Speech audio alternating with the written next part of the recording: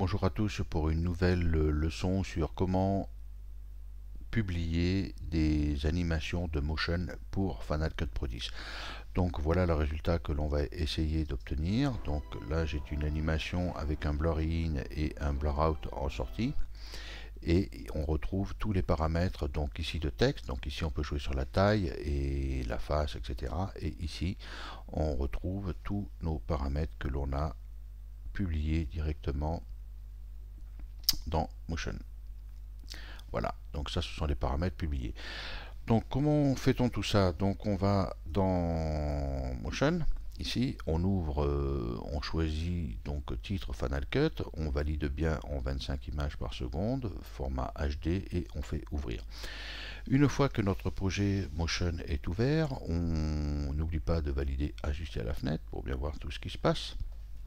Et ici, on a un Dropbox pour glisser une image directement de notre navigateur à l'intérieur de l'image. Or, dans notre cas, on n'en a pas besoin, donc on peut soit la supprimer ou la déléter directement. Dans notre texte, ici, on va pouvoir donc, on va l'appeler texte 1. Voilà. Hop. Et ici, on va l'appeler color. Correction. With FCP 10. Une fois que l'on a créé notre texte, on va le positionner au centre. Ici, on va rajouter un petit n pour que ce soit plus joli. Voilà, donc on va sélectionner l'ensemble de notre texte et on va le mettre au centre. Et on va créer donc un deuxième texte ici directement dans Motion. En appuyant sur la touche Alt, on va le dupliquer. Voilà. Donc là, j'ai créé un deuxième groupe. Ce que l'on ne veut pas, donc c'est juste créer un deuxième texte que l'on va mettre dessous. Et ce texte ici, on va le nommer texte 2 background pour bien les différencier. Ce texte 2 ici, on va rejouer sur notre inspecteur dans les propriétés, on va le grossir. Une fois qu'il est bien grossi, on va jouer sur son interligne pour les rapprocher, ce qu'on va faire pareil pour le texte 1. Donc à chaque fois que l'on choisit un paramètre et que l'on change de calque, évidemment le visualisation du dashboard change. Ensuite sur le texte 2, ici on va jouer sur son opacité, donc on va le réduire un petit peu et on va lui ajouter un effet de blur que l'on va retrouver dans la bibliothèque flou gaussien, donc que j'applique directement au texte de background, et dans l'inspecteur ici je vais jouer sur sa quantité pour pouvoir le grossir. Une fois que notre texte est bien fait ici, pour être sûr d'avoir un background qui soit plus en arrière, ici je vais augmenter et lui apposer un petit border. Voilà, donc je pense que le texte est un petit peu fort au niveau de l'opacité, donc je vais la réduire un petit peu, mais pas trop, parce que souvent après dans Motion, dans Final Cut, pardon, je ne le verrai pas trop mon texte. Une fois qu'on a créé donc nos deux textes ici, on ne va pas oublier surtout de positionner, parce que si on doit grossir, il faudra grossir par le centre, donc on va choisir notre texte 1, et ici au niveau du point d'ancrage, il est bien centré, donc c'est tout bon, et ici au niveau de notre point d'ancrage, il est bien centré, c'est tout bon aussi. Donc on a bien vérifié notre point d'ancrage pour que quand ça grossisse bien au niveau du centre et non pas sur les côtés. Voilà. Donc une fois qu'on a créé ici notre petite animation, on va lui faire une petite animation de gauche à droite pour le texte 1 et de droite à gauche pour le texte 2, et on va le faire tout ça. Donc pour ça, on doit placer notre texte au début de notre animation, choisir le texte 1. Ici, au niveau de la position, on va le déplacer un tout petit peu sur sa droite, et on va animer ici, et on va se mettre à 95 images, et on va le déplacer sur sa gauche tranquillement. On va faire la même chose pour le texte 2. On se place bien au début, on valide la position ici, et à 95 images ici, on va le déplacer sur notre droite. Voilà. Et maintenant on peut fermer l'enregistrement. Regardez ce qui se passe. Donc on a bien une animation des deux qui se déplacent de la droite vers la gauche et la gauche vers la droite. Voilà. Une fois qu'on a fait cette animation, on va y placer ici directement à partir des bibliothèques le fameux blur in blur out qui se trouve dans les comportements, séquence de texte, séquence basique, et ici on place blur in sur le texte 1, blur in sur le texte 2. Alors qu'est-ce que ça fait? Ça permet de voir que le texte apparaît ici avec un blur in et un blur out de gauche sur la droite. Donc nous, ce qu'on voudrait que ce soit aléatoire, donc on va choisir notre blur in ici et on va faire un mouvement aléatoire, et sur le texte 2 on va choisir une autre option ici qui se trouve dans le texte, non, dans le comportement, excusez, oui, dans les filtres, non, le blur in, voilà. Dans les comportements ici, dans les commandes, voilà, on retrouve ici la même fenêtre que le dashboard, et là je choisis aléatoire et je peux générer une séquence différente. Comme ça j'ai vraiment deux séquences qui sont séparées et ils n'apparaissent pas les mêmes lettres au même moment, ce qui est beaucoup plus joli. Donc ensuite on va faire apparaître notre texte un tout petit peu après pour qu'ils n'apparaissent pas en même temps, en faisant bien attention à bien déplacer aussi le calque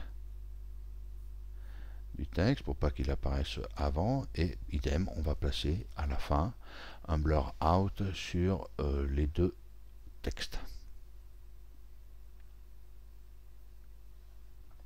un blur out sur l'entrée et la sortie. Donc ça se positionne au début, donc on va les positionner plutôt sur la fin pour pouvoir avoir une animation plus cool. Et ici, grâce à cette option de visualisation des keyframes, je peux déplacer pour que l'animation soit en permanence animée, POM-Z, pardon, soit directement animée avec le texte.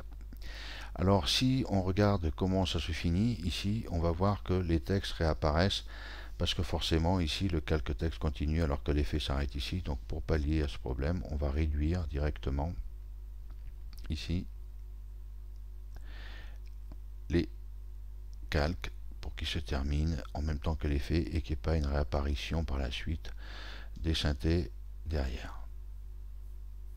Voilà. Et ici ensuite je peux mettre un petit point de sortie pour marquer une plage de lecture pour lire en boucle grâce à cette option ici qu'on valide ou qu'on valide pas.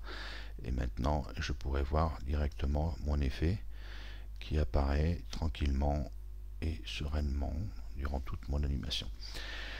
Une fois que ça c'est fini, donc là on a créé donc notre animation, on a fait directement tous les paramètres que l'on veut. Maintenant on va gérer ce qui est la publication. Donc quand on clique sur projet ici, on voit qu'on n'a aucun paramètre de publier, ce qui est normal. Donc dans le texte 1, je vais publier donc l'échelle pour pouvoir ensuite la jouer. Donc quand je reviens ici, je me retrouve, donc on ouvre dans les projets, donc on va dans projet, et là on retrouve le paramètre publié. Donc je vais le renommer échelle, échelle texte 1, et ensuite pareil pour le texte 2, ici je vais chercher le paramètre propriété échelle et je vais le publier également, et ensuite à chaque fois je retrouverai échelle texte, je suis dyslexique, texte 2, voilà. Et maintenant ici j'ai publié mes deux échelles. Donc on fera la même chose pour tout ce qui nous intéresse. Donc si on veut publier par exemple aussi l'échelle, les positions, donc on peut les publier pareil, comme ça on peut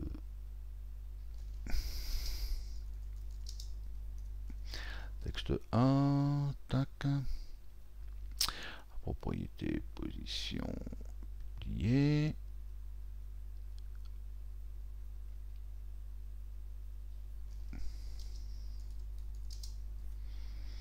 Voilà. Et donc là, j'ai donc l'échelle et les positions qui sont faites au niveau de mes animations point clé. Donc ensuite, pour être sûr que tout ça fonctionne et pour pouvoir le retrouver, donc on va directement faire un fichier save et on va enregistrer ici qu'on va l'appeler anim text color 2 et on va le mettre dans la catégorie animation file que j'ai créé précédemment. Donc on va enlever inclure les données inutilisées, c'est pas la peine, et on fait un publier.